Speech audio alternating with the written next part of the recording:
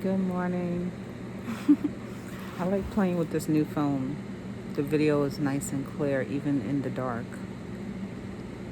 I normally don't get, like, how you say, annoyed with stupid comments and I'll just delete it.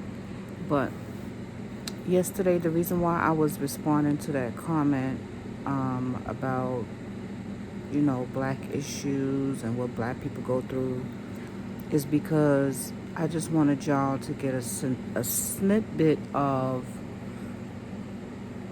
and this is just one, this is just one incident, right? I wanted y'all to get a snippet on how black people have to defend just being black.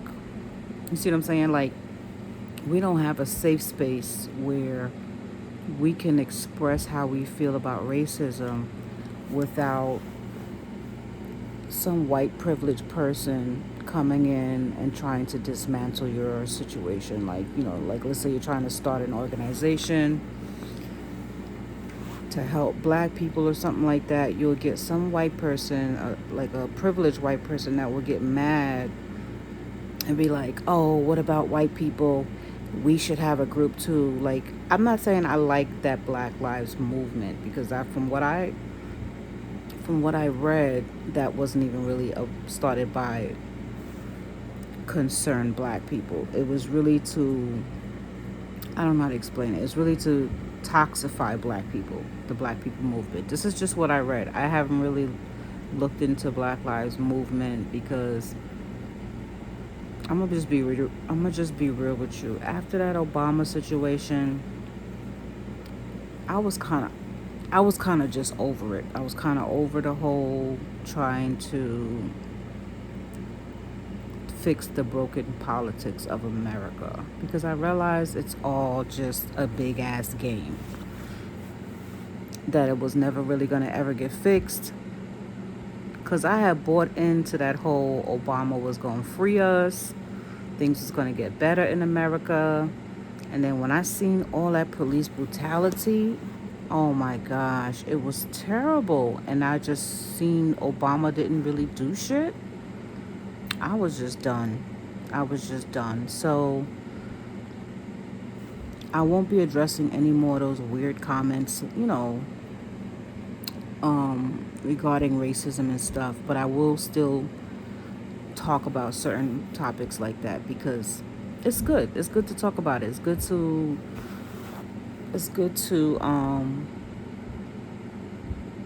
come together every now and then. But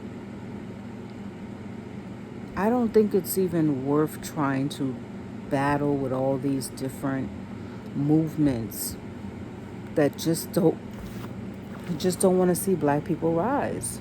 You know what I'm saying? Especially here in America. And they say anything that happens in America that, how you say, messes up America will mess up a lot of other countries, because a lot of other countries are like waiting for America to fix their problems in order for them to fix their problems.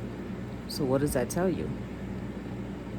That tells you that America has everybody else by the balls, because they've been in everybody's business and everybody's country trying to regulate how people live their lives. And now when they get messed up, they mess up everybody else. This is why countries want to be independent and do what they got to do to fix themselves, but they can't. America won't let people fix themselves. They in everybody's pocketbook. They're like the loan shark. They're in everybody's damn business. Now they're trying to go after these independent countries, because the independent countries are a threat. You know what I'm saying? Anybody that wants to think for themselves, that wants to have their own culture. America honestly don't even have a culture. It just kind of like imitates everybody else's culture. They don't really have a real culture. It's just a big melting pot. Now, I know people will come in and say, yes, we do. We have a culture. We eat hot dogs. I get it. I mean, if that's what you want to call a culture, whatever. But I don't feel like I don't feel like America really stands for anything anymore. It's just a big ass imitation. And if Trump wants to go back all the way to the Jim Crow days and you want to call that America, that's crazy that he would even think that that was America. That's what we want to go back to, where people don't have rights. At first I was trying to like,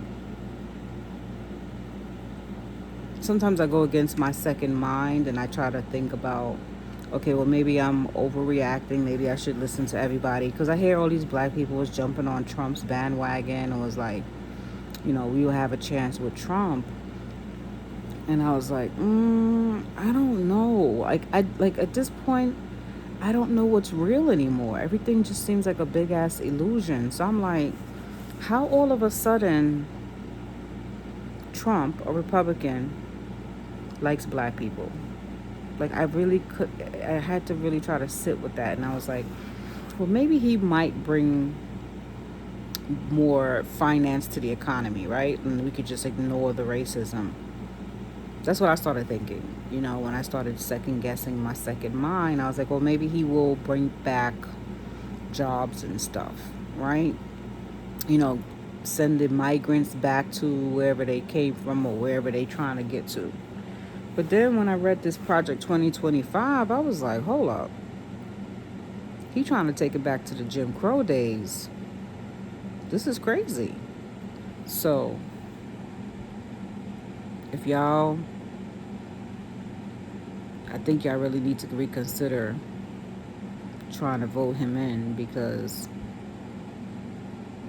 if it is like anything with the Project 2025 say it's about to be, they trying to implement that thing as soon as possible. As soon as possible. So if you feel like you got things bad now as a poor person, man, it's gonna get worse. So y'all better think twice. And I'm sorry to the Trump supporters that feel like, oh, you don't know what you're talking about. Maybe I don't. Maybe I'm the stupid idiot black person that is the conspiracy theory and don't know what she's talking about. But a lot of things seems to add up when I look at stuff. A lot of things seems to add up. So the fact that I took a long time to give y'all a straight answer on who I think should be voted in means that I don't answer things based off of everybody else. I don't jump on people's bandwagons. I try to take time to pray on stuff and then look at how things unfold, look at past behaviors, and do research. That's really how you should make a decision, especially when it comes to like how they're going to run the country. I don't like the Democrats. I really don't. However, the lesser of the two evils, I hate that I have to say this, but the lesser of the two evils for the next 4 years would be the Democrats, because even though they're oh gosh, their policies are crazy too. It is. But I just think if Trump goes into office, a lot of people will leave America. Because Trump is not the only one being backed up by okay, Trump has racist ideologies, right? He may not be practicing racism while he's trying to get into office. But when you look at the past history, the things that he said, and I had to go back and play a lot of the things that he said. And he was like, yeah, the Haitians, they eat dogs and cats. I didn't even realize how racist that sounded. It sounded funny when I heard it on TikTok, and I was laughing because they made a meme out of it, and people were laughing about it. But then I realized he really be stirring up some racial tension. He had the people in damn, what city was that? Was that Virginia or Ohio or something, where he was telling, where people were saying, can you please stop spreading that ideology? We never said that. You're causing tension in our city, because now people saying that you saying Haitian people eat dogs and cats. Do you know what that does when a president spreads a rumor? It's the president. You know what I'm saying? So of course you're gonna like that's a powerful person. So you're gonna run with that, especially if you don't like black people. And then now these Haitians are coming in your city. Yeah, you're gonna be like, oh, they eat dogs and cats. And I had to think about that, and I was like, he do be saying some wild ass shit. Um, it's a hard one because both of them, the powers that be that run this country, they all crazy. They all racist. They all got some sick mental illness. So it's, I don't know. I really can't even be mad at anybody at this point with whatever vote they go for, because this country is crazy. But if I had to pick, I was gonna say at first Trump a couple months ago. But now, as I really started doing some research and realizing what this is about, this agenda, because I look at the agenda, not just the person, right? These Republicans want blood. They want to take over. They want they want the Democrats to pay for making them sit trying to figure out when they was going to get their day, and you know what I'm saying, they day to run this country. And now that they have an opportunity, oh, they're going to make y'all pay. They're going to make y'all pay for all the years y'all got free shit, all the years y'all got like free education, public assistance. And I'm not saying education is free. I know you had to take out loans, but they're going to be like, y'all think because y'all got degrees now, y'all somebody? Watch what we do to y'all. It's like payback time out this bitch. That's just how I see the Republicans. I'm sorry if it offends any of you Republicans. I'm not here to make a debate. I noticed the dude yesterday was like, oh, you're going to lose the views because I was trying to get you to start a controversy with me so that you can increase your views. And it's like, he obviously don't know my channel. My channel is not for controversial debates. If you don't like what I got to say, oh freaking well. My channel is to send message. If you get the message, cool. If you don't get my message, cool. I don't care. You know what I'm saying? I'm not here to persuade somebody like I'm on a jury and I'm the attorney. I'm not here to persuade your why should I? I'm not here to manipulate anybody's mind. I'm just going to give you the direct message. I'm a straight shooter.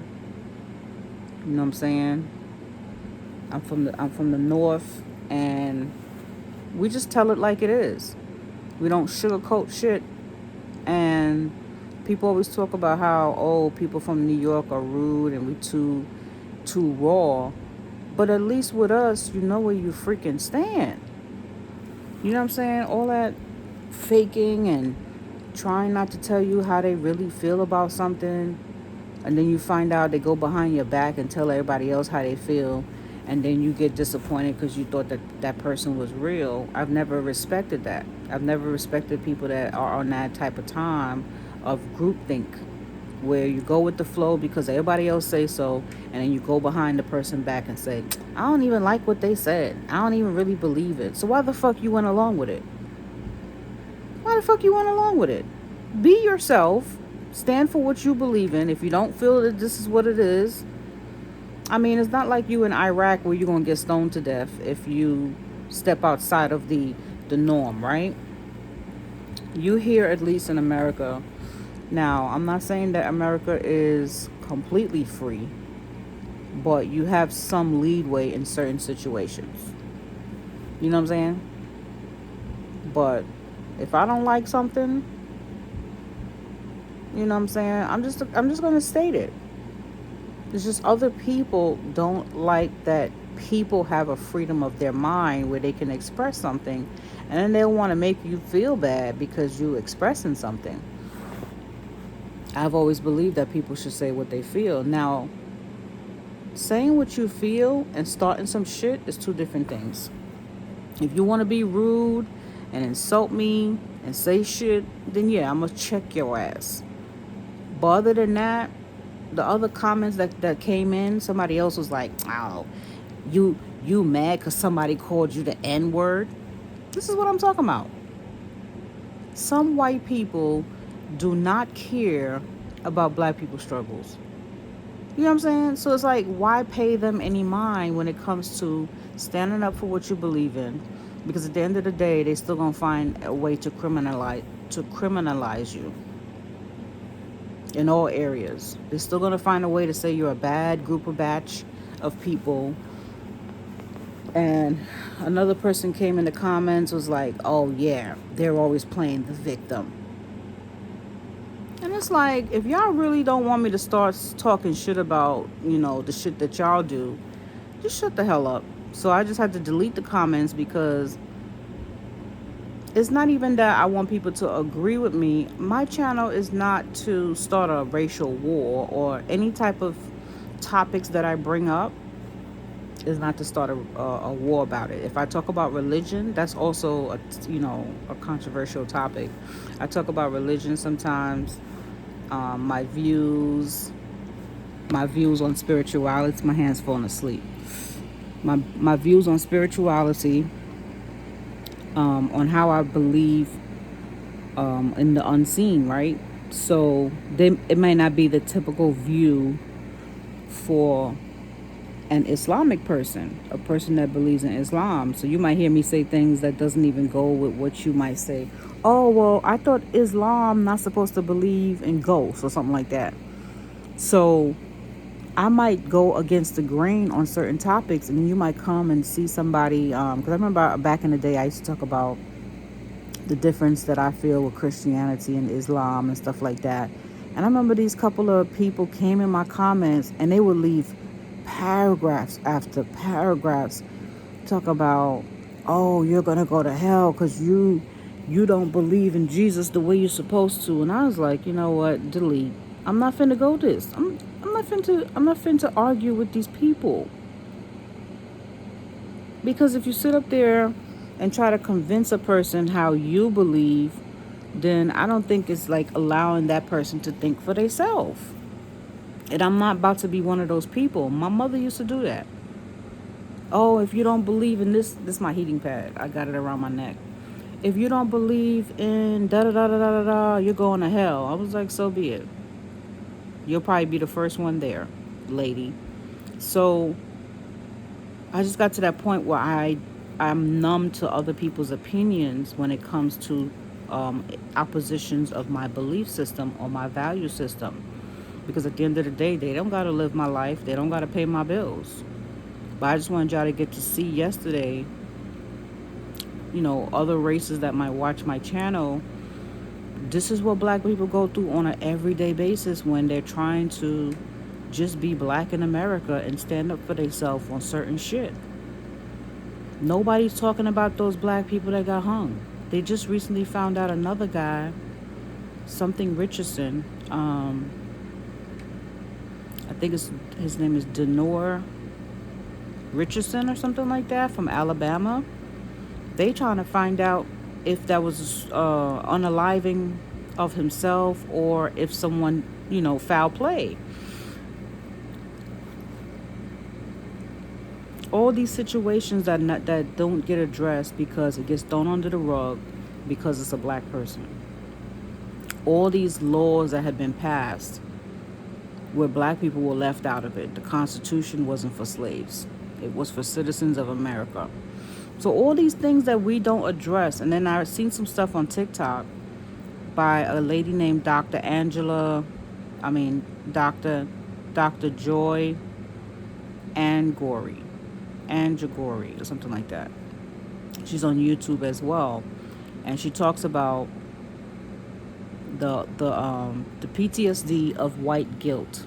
Like how white people they sort of live in cognitive dissonance. This is not all white people, so don't get mad at me and think that I'm saying like all white people, because you actually have white people saying the same thing. They were on there saying the same thing. Like, they get mad too, dealing with other white people that keep this stigma going of this racial tension.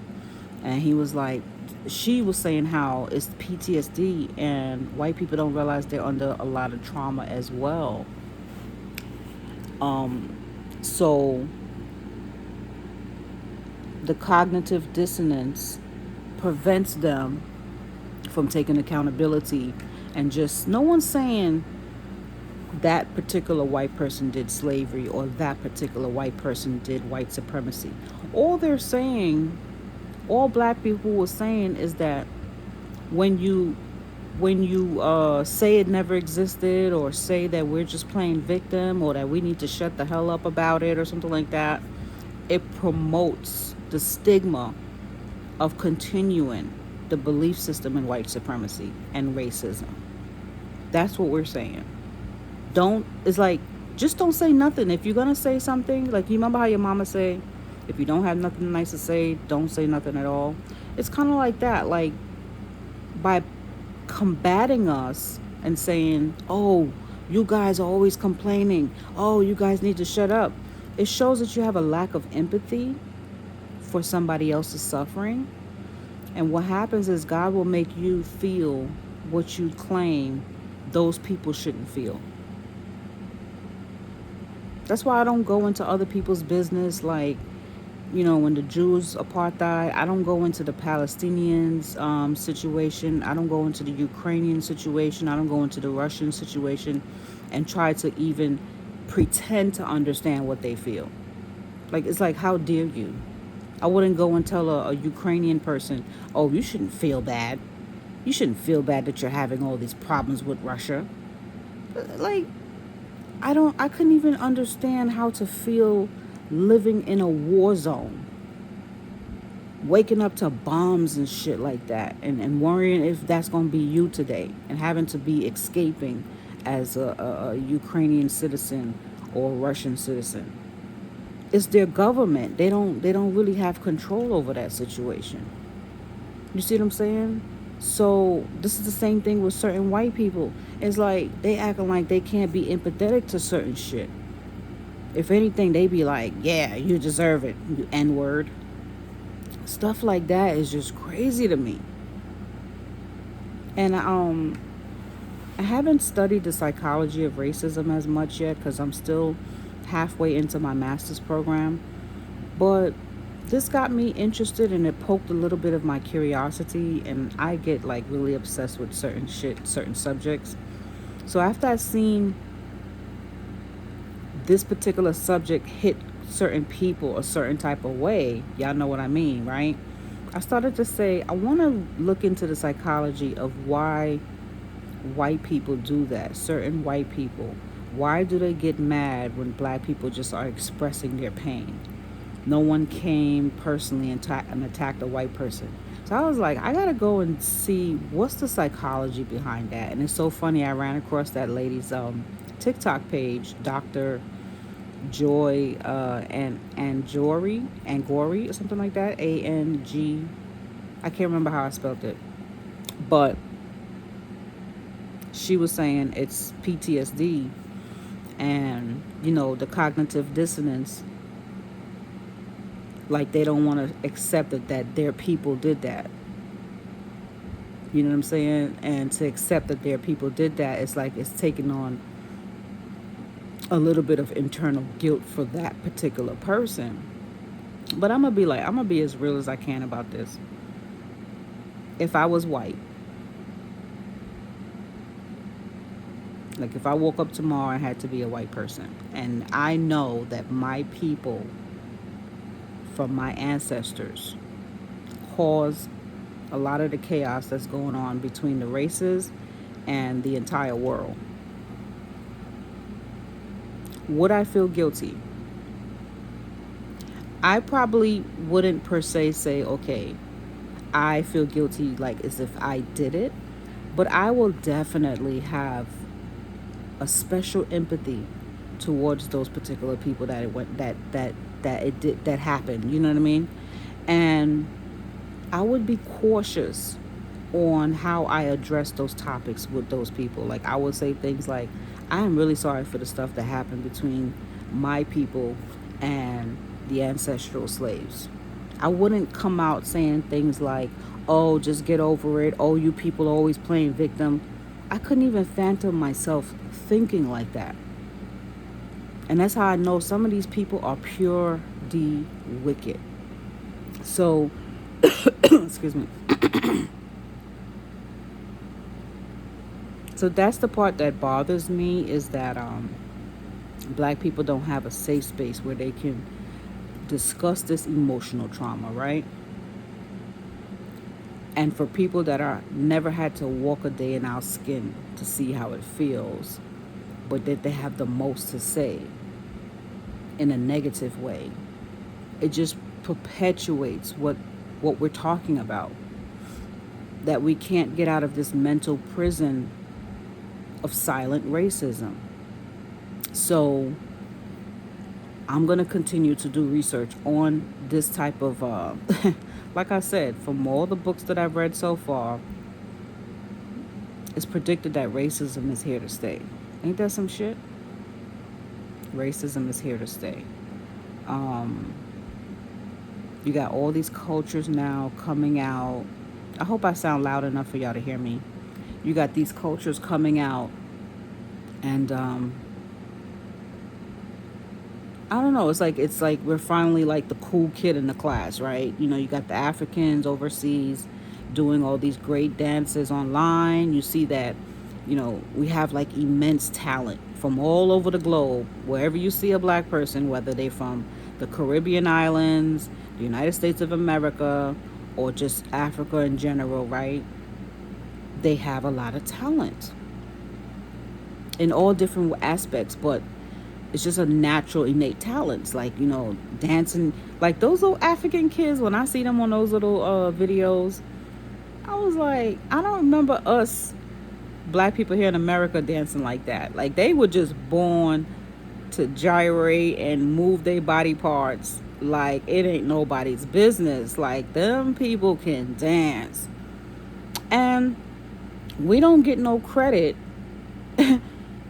all over like social media, where people will say, yo, African people put this stuff on the map. I remember when Jamaican people first came out and they came out with Jamaican music, reggae. We was like explosive on the not social media, but back then it was the radio. And then it was calypso. Trinidadian calypso wasn't super famous in America, but I remember when I went back to visit Trinidad, everywhere you go, people playing calypso. So my thing is, we don't get no credit for the richness of culture that we add to society. We've brought so much culture to America, but all they do is take the culture from us, say it's their own, and tell us to go sit in the corner and shut the fuck up. It's just like, but when we was doing it, when we was taking some of the culture, we was called a coon. We was called all kind of names. We was called an imitator, a wannabe, even from our own people. But then when other races take it from us, nobody says anything. Nobody gives us our props on the richness of the foods that we bring, the entertainment, the brains, because they say, oh, blacks have the lowest IQ. Yeah, a lot of them probably have low IQ because they don't have a chance to excel in a oppressed society. If the schools are fucked up, the mental health is fucked up here, how can anybody really flourish? So I'm not going to get too further much in it because I'm about to get up and have my coffee. But I just wanted y'all to show y'all from yesterday how all I did was made 2 little videos about Project 2025. And I didn't even go when I after I made that video about Project 2025, I went and started watching other videos about Project 2025. And I noticed that people were really going in on explaining it. They was explaining like there's four parts or something like that. Like there was four parts to it, and they were breaking down each part. So as they were breaking it down, they was actually showing you on the screen, the computer screen, which part they're talking about, that the Trump administration and the other people that is part of the contributors to the Heritage Foundation. So I was like, okay, they're not even lying about this. They're not even like exaggerating about.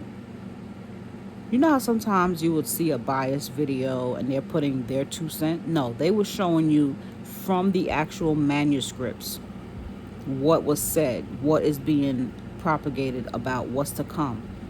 And Trump tried to say he don't know nothing about it, but then his name is all through the manuscripts. He trying to act like he never read it or what. I don't know what this Project 2025 is about. If you're a Republican and you're running for president, and that's the main threat, wouldn't you read it? That's how you know he lying. How can you believe a liar? So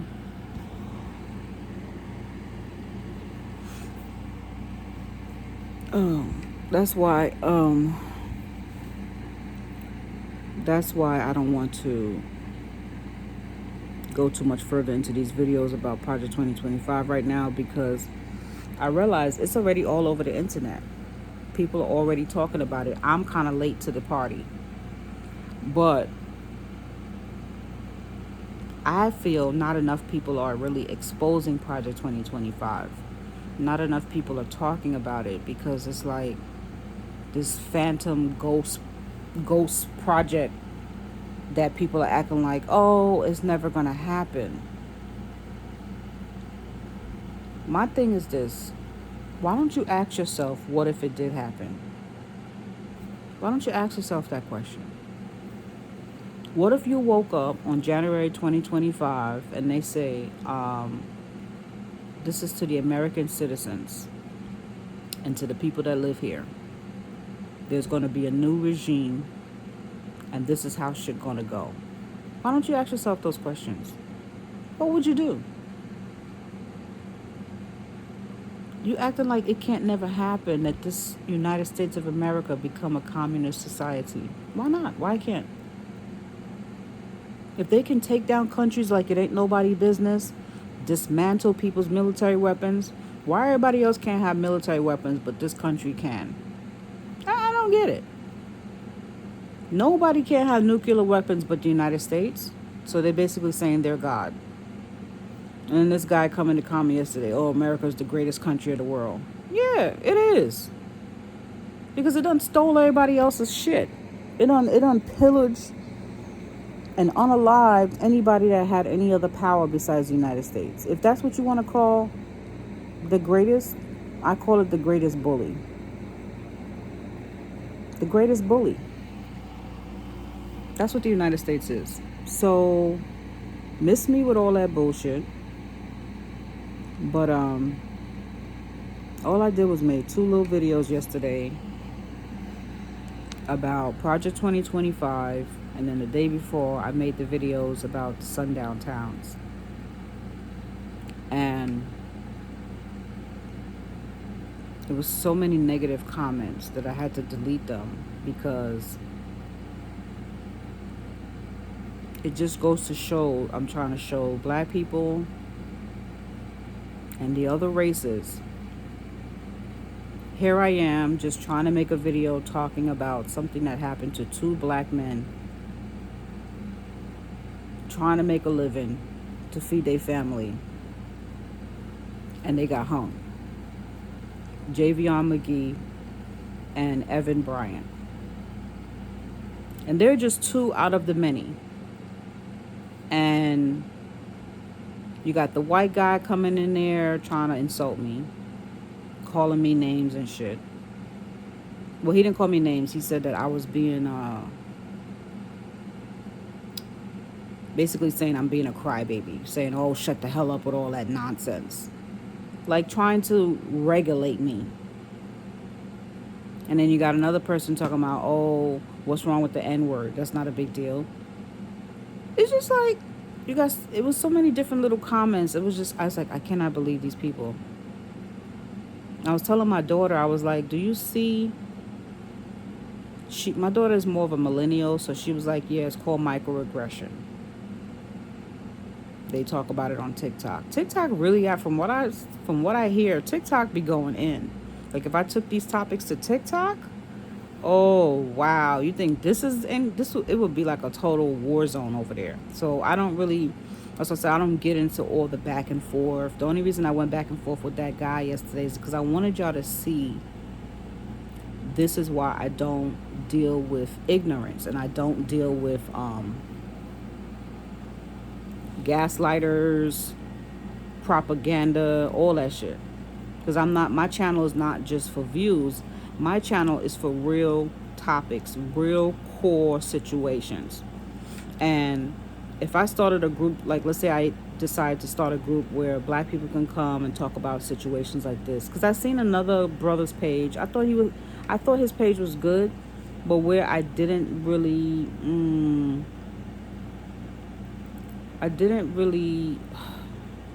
take to some parts of what he was doing, which was he had a podcast. He's talking to another black guy about Trump. And they're both trying to say their views, and then it turns into like this, like arguing and raising voices. And I don't want to do that. I don't want where someone comes on my podcast and I gotta influence them on how to think. If you feel like you want to go vote for Trump as a black person, do you. It's not my job to sit here and try to teach a grown person how to think. But I don't like when people come trying to tell me how to think. Like if we had a group session and we're all explaining things and we're all talking, right? If you have a viewpoint, I'm going to let you speak and say your viewpoint. But then when it's time for me to talk, don't try to shut me up. Don't try to name call me. Don't try to insult me because you don't like my views. As long as I'm not disrespecting you or calling you out your name or something like that, then it needs to be reciprocal. The respect needs to be reciprocal. And that's what I don't tolerate disrespect. So if I started a black group where black people can come, no matter the gender, and they just want to like talk about their trauma, even if it's and trauma, people don't realize trauma doesn't have to just be from you experiencing it. If you've seen your mama's experiencing it, and you understand how it feels, like let's say your mom got pulled over when you was a kid, like 12 years old, and the cop called her an N-word. That's something that stays in your brain for a long time, that your mom had to take that on the chin or be arrested or something like that. You know what I'm saying? Or your father, they took his manhood because of his skin color, and there was nothing you could do, and you watched your father being embarrassed. Like I remember when we first came to this country, my mother and father went through a lot of racism, especially my mom because of her accent. So that made her go study the law. So whenever she went in a white person's establishment and they try to play her, oh, she pulling out the Constitution on your ass. She would know her rights like the back of her hand. And they used to be like, so that's what I admired. I don't really like my mom, but I'm just saying I admired that quality that she understood how to fight back, right? Now you're playing a dangerous game because back in those days, in the early 70s and early 80s, they would basically embarrass you in public and beat the fuck out of you just to teach you a lesson. Like, you don't buck up to white people. So I come from that era. And it is traumatizing. It is traumatizing to remember you were treated like you ain't worth nothing because of your skin color. So if I was to start a group, right? You're guaranteed that some white person that don't like black empowerment will come and say, oh, I'm going to report you. Oh, you're trying to start a black group. Oh, that's racist. That's prejudice. Oh, that's exclusive. Oh, you can't do that. Oh, they will come and try to regulate all that you do. And this is what I'm talking about. It's like you can't have nothing for yourself as a black person, especially here in America. We are like 13% of the whole population in the whole country. So what does that tell you? And then they'll say, oh, well, just do right, go to school, mind your business, and everything will work out. Bullshit. You will still have to pay more interest on a loan just being a black person. You don't, the red carpet is not poured out to you as a black person. You're at the bottom of the barrel in all things, in the way they look at you, in economy, in, well, finance, everything. You're at the bottom of the barrel. But then you're useful when it comes to being the one that takes shit on the chin. Taking insults, taking lynchings, beat downs. Yeah, then you're useful. Like, oh, you're strong. You can take this. You can do this job till you drop dead. Go ahead. You could take the small minimum wage jobs. You could take the back breaking jobs. This is what it's about. Y'all don't want to get me started on black topics because I can go all day on it. Because I live this shit. I live this shit.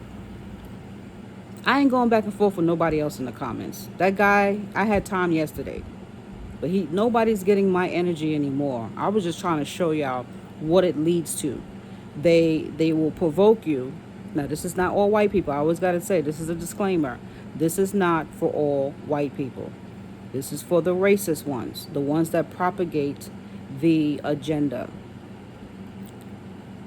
They will provoke you as a black person. So you came into my channel, I'm talking about black topics, and they will try to provoke you, right?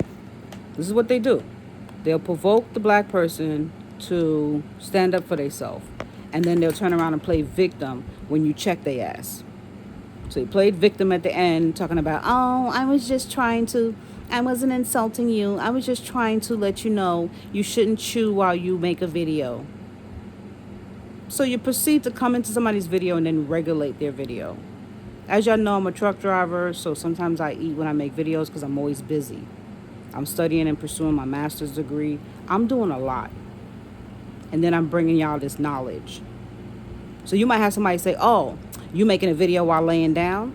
This is like, why do y'all people think y'all can come into somebody's channel or somebody's neighborhood or somebody's home and regulate their shit? Like the Karens, they go into a parking lot knowing they don't own the parking lot, but because you park somewhere, they'll ask you, are you supposed to park here? And you're like, who are you?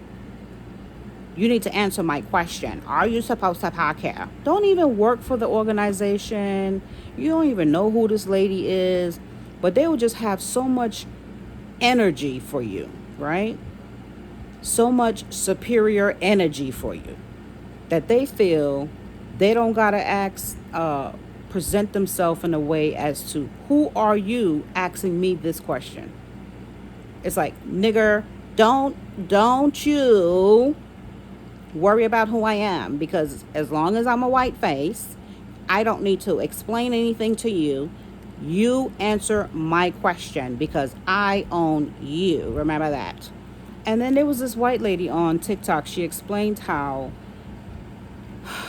some white women, back in the slavery days, it was certain white women that would beat the black children, to unalive them if they didn't follow a rule. And it's like, where did all this rage come from? Where did all this rage come from? It's like, you have your nice cushy life. You already think black people ain't shit. We ain't even really bothering you. Why are you so angry? But then they'll call us the aggressive ones. But let you break a rule in their book, and it's a rule in their book as far as like regulating you. So if they can't regulate you, oh, that's when you see the real side of them. All of that, good morning, how are you? All that should go out the window. It goes into falling on the ground, convulsing.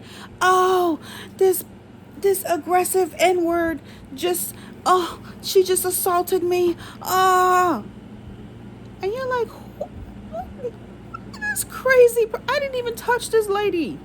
This is what these people do.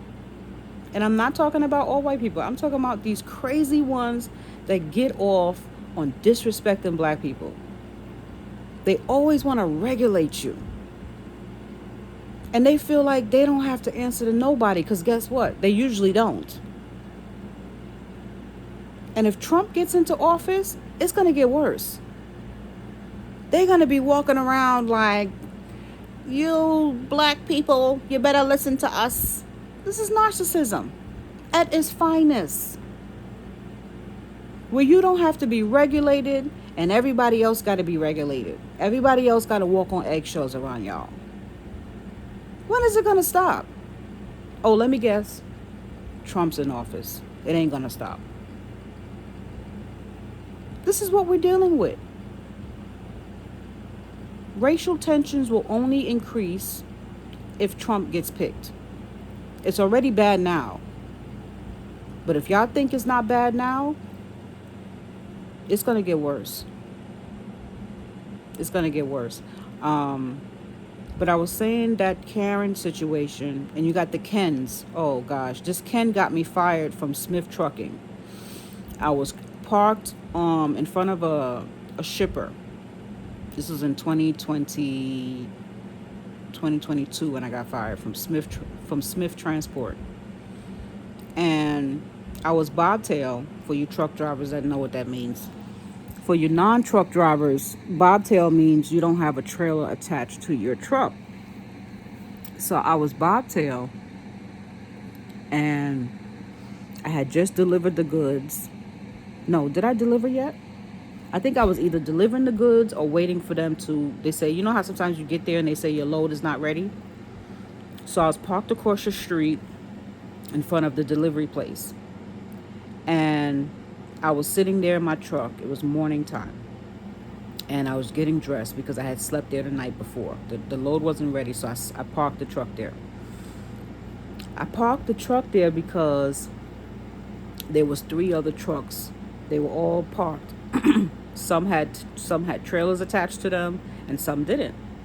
So you as a truck driver, when you see that there's other trucks parked there, you usually feel comfortable to park there. There wasn't no sign saying no trucks. You know what I'm saying? So I parked there. I get up in the morning, I'm getting dressed, I'm feeling good, my coffee's brewing, and I hear a beeping sound from a pickup truck. So I go into the driver's seat, and there's a white man across the street. My truck is going one way, his truck is going the opposite way. And he's like, you trucks need to get out of here. We're tired of you parking here. And the reason why I think he beeped for my truck versus the other trucks was because when I had woke up that morning, I turned the truck on to get power from the power inverter, because when you turn your truck on, it gives the truck extra battery so that you can cook. That makes sense? So I turned the truck on, and it's running. You can see that somebody's in the truck. So I guess since he knew I was in the truck, that somebody was in the truck, he beeps the horn. And then I guess when he saw it was a female, he was like real ballsy, like he wanted to beat my ass. So he was like, I'm sick of you goddamn truck drivers. Y'all always parking over here. So I was like, oh boy, we're about to have an incident. And that had never happened to me. That had never happened to me before, where a civilian, threatens me and stuff like that. It's usually like a police officer will come up to the truck or a DOT officer. So when it was a civilian, the reason why I still treated it like it was a threat was because I didn't want to get a ticket. So I was like, okay, maybe he knows about this area better than me. So I was like, what if he calls the cops? No, matter of fact, he did threaten to call the cops. He said, you better get out of here. I'm going to call the cops or some shit. So I said out loud, I was like, okay, you got it. I just kept saying, okay, you got it. Because he kept talking and talking and talking. He was like, I live right over there. And he was pointing like up ahead, or, like ahead. So I'm assuming it was a house or something, or a building or whatever. And he was like, this shit gotta stop today or something. He just sounded really upset. And he's screaming, holding up traffic, because he's in the middle of the road holding up traffic. And it's a one lane. And I'm just like, this man is crazy. So I wasn't really dressed yet. So I was like, let me hurry up and throw some pants on or whatever. I think I had on like some shorts. It was still cold outside. So I was like, let me throw on some pants. So I go in the back real quick. I had to turn the coffee machine off, throw on some pants, because I thought he was just going to drive off. So I get in the driver's seat again to leave. So it took me like about maybe 5-6 minutes to get dressed. So I drive off. Now, mind you, before I say this happened in Rock Hill, South Carolina. So I get in the driver's seat and I proceed to drive off. I look in the rearview mirror, the side mirror. His Jeep is right behind my bobtail. So I was like panicking. So he followed me about a block. And I'm like, why would he follow me if I'm still leaving? So it didn't sit right with me, because remember, it's early in the morning, and the direction that it was 2 directions that I could go, and both directions didn't really look like it had a lot of people. When I look back on it now, I wish I would have went across. If I would have went across the light, I could have went into that shopping mall area. But the reason why I didn't go at that time is because I thought he would have followed me into the mall, and then I didn't know if trucks were allowed to go in there. So I was like, well, what if I go in there and he calls the cops on me because I'm in all these thoughts are going through your mind. You always say you know what you're going to do when it happens, and you really don't know what you're going to do. So he's following me, and I start panicking. And at that time, I was on the phone with my ex-boyfriend. And I'm telling him, I was like, this white dude is following me. I think he's a racist. What should I do? And he said, well, can you see his license? I said, he's behind me. And he's like, well, can you see the license plate in the rear view mirror? I was like, I know. So I was like, what if he comes to the window with a gun? And he was like, we both trying to figure out what to do. So I get out the truck. I parked the truck, and I got out the truck, and I had my phone on video record. I said, let me call you back. I think I'm going to just record him. I had him on video record, and then I also took a picture of his license plate. It was on the front. So the dude goes, something about, why are you getting out your truck, or something like that. And he starts screaming at me from the window. So I seen that he parked his truck too and was getting out. And by the time he got out, he was screaming a lot of shit. I went back in the truck because I didn't know if he had a weapon on him or whatever. So I get in the truck. I call my ex-boyfriend back. And I'm like, I'm livid. I'm cursing. I'm like, this is why it's hard to be a truck driver. I was like, he probably targeted me because I'm black. It was so many things going through my mind. And I delivered the load that day. I delivered my load. The next day, I get a phone call from my company. And they were like, we need you to pick up this relay load. I didn't think nothing of it. You pick up a relay load anytime. So they said, we need you to pick it up at the terminal. So they was like, we're going to route you back to the terminal. Now, mind you, this is not my home terminal. This is a terminal, because I was working out of New York at the time. I was working out of JFK Airport. So this terminal is in, let's say, I think it was in, I don't remember. I think it was North Carolina, the terminal. So they route me back to the terminal the next day. And I had to spend the night at the terminal because they was like, such and such want to speak to you in the morning.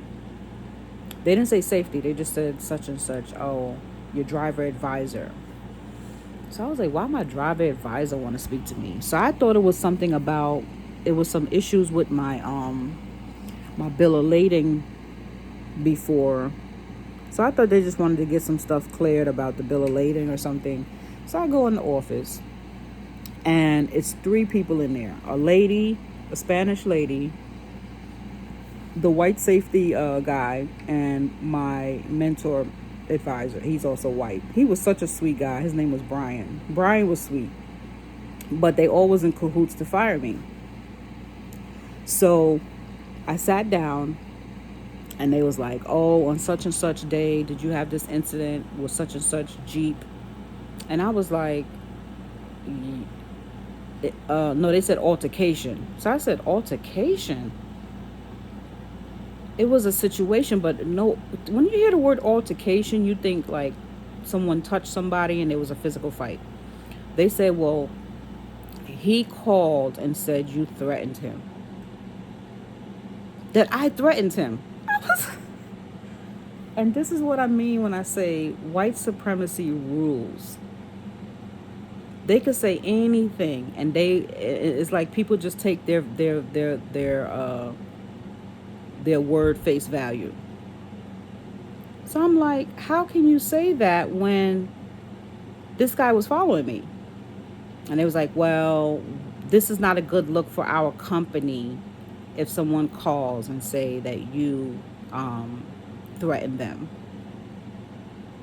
I was like, come on, guys. I've been with y'all a year. Y'all know me. I'm like, I said I was pissed, but everything that I said, I waited till I got inside the vehicle because I was afraid. I actually asked my ex-boyfriend if I should call the police. And they was like, well, why didn't you call the police? I said, because after I took the picture, I figured he got the hint because I came out with my phone, and I figured he realized that I'm not going to move because I wasn't going to move the truck until he got out, like disappeared. So after I took the picture, he sped off. So I said, I figure that spooked him because I told him when I got out, I said, I'm recording you. I'm recording you, and I know my rights, and you cannot follow me. I said, you are trying to intimidate me. You cannot follow me like that. And then after I took off the recording, I showed them the recording. I said, see, I'm showing you guys. Why would I threaten a person in a pickup truck? The last thing I want to do is threaten somebody in a pickup truck. Because, pickup truck, you be seeing those pickup trucks, they be mad aggressive with people on the road. I'm like, why would I do that while I'm working? I said, if anything, I was afraid, and I got the hell out of there, even though I was trying to pick up my load. And then they was like, well, you could have called the company. I said, yeah, you're right. I should have called the company. I just thought I handled it. I didn't think nothing of it. And they was like, well, they didn't give me no warning, nothing. And it was a good job. Like I liked the account. I was going straight from JFK to North Carolina, and it was a dedicated account. It was a little rough going through New York and New Jersey, but it was good money. I think it was paying me $16.50 for that account every week, right? So I was like, y'all serious? Y'all just gonna fire me? Y'all can't just write me up or something? And they was like, no, we have to fire you. That's not a good look for our company. Just like that. And I lost that job. When I tell you, I have never gotten fired. I cried. They had taken me and Brian, the guy, he's the advisor guy, right? When I came out the office. I walked down to the hallway, and he tried to like say something like, I'm so sorry, Carmelita, I didn't know. And when he said that, it just hit me. And I like literally leaned on the wall, and I just let it out because I felt so violated. And that man, he hugged me because he knew I didn't deserve to get fired. He hugged me, and I just was crying. I couldn't stop. It was so embarrassing because when they said that's not a good look for our company, I just felt like they just didn't want my black ass excuse. It was like, get your black ass, pack your shit, and get the hell out of our company. That's how I felt. And I remember Brian had drove me back to my truck, allowed me to get my stuff, and I had got the U-Haul. They paid for it, and I just left. I had never forgot about that. So it was another time with this new company. I got hired again. They said they wouldn't put anything on my record, and I had got hired again at a different trucking company. And I remember I was going through South Carolina again, and I was like, my heart started beating. So I realized it was trauma, it was PTSD, and another person came up to me. I was in, I think it was like a little, what you call like those beauty supply stores. I wanted to get some stuff for my hair. So I just, quickly bobtailed there. And I remember this white guy asked me, he was like, can you park there? Can you park there? As soon as he said that, I didn't even go in the store. I just took off. I was like, I'm not going through this again. I'm not going through this again. So when people say that black people play a victim, it's not that we play victim, it's that a lot of situations we're afraid because we know how these things end. We know how these outcomes end. And I know sometimes, like, you see those videos where a guy has some type of paraphernalia in his car and the cop pull him over and it turns into like this whole situation. The thing is, one, the person in the car, they're already afraid because they got some type of criminality in their car. But the cop also knows this person still has rights. That's the thing that annoys me, is that these situations is they're still violating your constitutional rights. Even though you might be doing something wrong, it doesn't give them the right to go all in your car. And this is for anybody, any race. So then you'll see the video and the footage of how they broke this person's constitutional rights by dragging them out the car, beating the fuck out of them, and then they found some paraphernalia. So the whole original stop wasn't because of the paraphernalia. But then you'll have people in the comments, well, why did he have weed in the car? Why did he have a gun in the car? You would have never known he had a gun in the car if he wasn't breaking his rights. Point blank, period. Does it mean he should have a gun in the car? No, but that is not what we're talking about. We're talking about these random stops turn into a deadly escapade. With the women too. So this is where I don't understand why people don't see how black people are we're like the rat in the cage that's the experiment, and we're hyper vigilant, so everything we look at as a possible encounter. And we shouldn't have to live like that. We should feel safe in the country we were born in or the country we grew up in. But that's not the case. Y'all don't understand that because not all of y'all, because you got other races that go through it, right? Where they will violate your constitutional rights. But it's not as on the high scale as how they do black people. If I was a white guy that got out of that truck that day, do you think that white man would have followed me like that and tried to intimidate me and curse me out and stop traffic to make sure I got the command? No. He would have kept it pushing. So this is what I'm talking about. It's like now when I'm driving through certain parts of South Carolina, my heart starts palpitating.